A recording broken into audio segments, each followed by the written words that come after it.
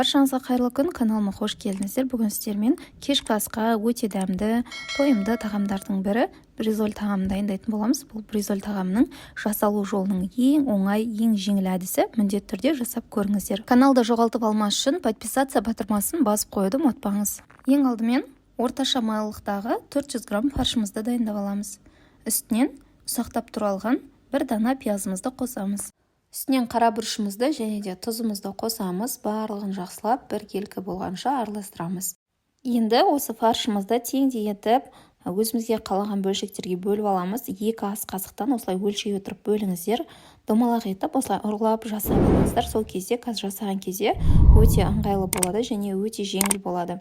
Міндетті түрде осылай фаршты салған кезде 2 ас қасық мөлшер салыңыздар. Егер фарш көп болып кетсе, сіздің бризоліңіз ораған кезде бөлініп кететін болады. Сол себепті осылай 2 ас қасықтан өлшей отырып, бөліп жасап алыңыздар.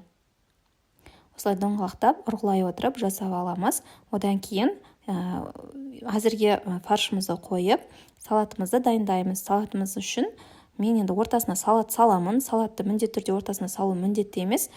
Шетіне қойып ұсынсаңыздар да болады, бірақ та ортасына салсаңыз дәмі ерекше дәмді болады. Енді міндетті түрде осылай салып көріңіздер. Огурцымызды, яғни қиярымызды жақсылап, ұсақтап турап алдым. Дәл видеодағыдай турасаңыздар болады. Сол кезде жегенге ыңғайлы болады.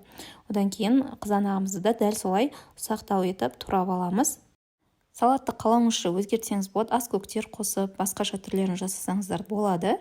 Мен осылай пиязымды қосып, үстінен тұз және майонезімді қосып, ең жеңіл жаздық салат түрін жасадым.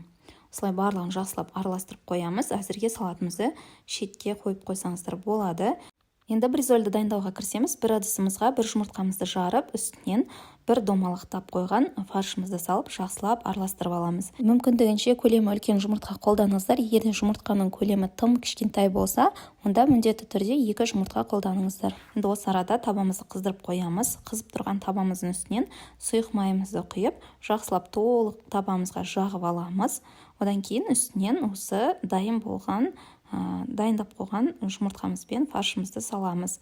Барлығын тегістеп, вилканың көмегімен біркелкі етіп жайып шығамыз. Одан кейін осылай шамамен 4-5 минуттай жай отта пісіп шыққанын күтеміз.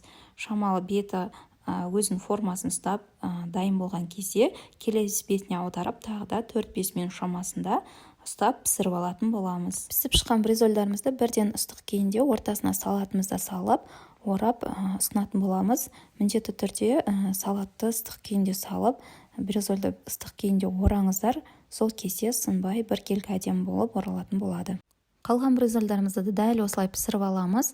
Және де ортасына салат қолданбайтын болсаңыз, кетчуп пен майонезбен осылай жағып ұсынсаңыздар болады. Және де ең басты нәрсе ол ыстық күйінде орап алыңыздар. Осымен біздің бризоль тағамымыз дайын. Әдеттегі бризоль тағамының жасалуына қарағанда өте жеңіл жасалады. Міндетті түрде дәл осы рецептпен жасап, қалауыңызша әсемдеп ұсына берсеңіздер болады. Сіздерге видео рецепт ұнады деген ойдамын. Алдағы уақытта шығатын жаңа әрі қызықты рецепттерді жіберіп алмас үшін каналға тіркеліп қоюды ұмытпаңыздар. Сіздермен болған арайлым. Баршаңызға рахмет.